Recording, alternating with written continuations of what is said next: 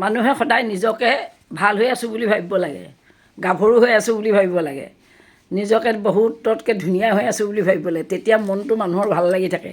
যদি নিজকে আপুনি বুঢ়া বুলি ভাবে নহয়, মনটো বুঢ়া হৈ যাব। এতিয়া এই ওচৰতে মোৰ ভিনদেউ আহিছে, তেওঁ কৈছে মোক কেনেকুৱা লাগিছে। অঁ, তেওঁতো একেবাৰে 25 বছৰীয়া জোৱান ডেকা।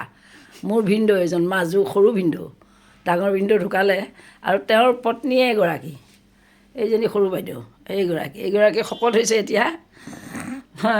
শকত হৈ আৰু একেবাৰে দুয়োটাই মইহে মই তইহে তই আৰু।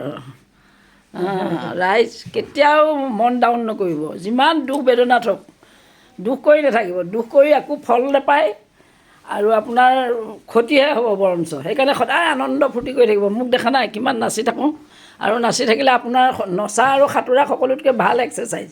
গতিকে সদায় নাচি থাকিব, লাজ নকৰিব, ভয় নকৰিব। কালৈ ভয় কৰিব লাগে? ভাত ৰান্ধোতেও মই নাচোঁ, কাপোৰ ধুই থাকোঁতেও নাচোঁ, নাচি থাকিব, ফূৰ্তি কৰি থাকিব।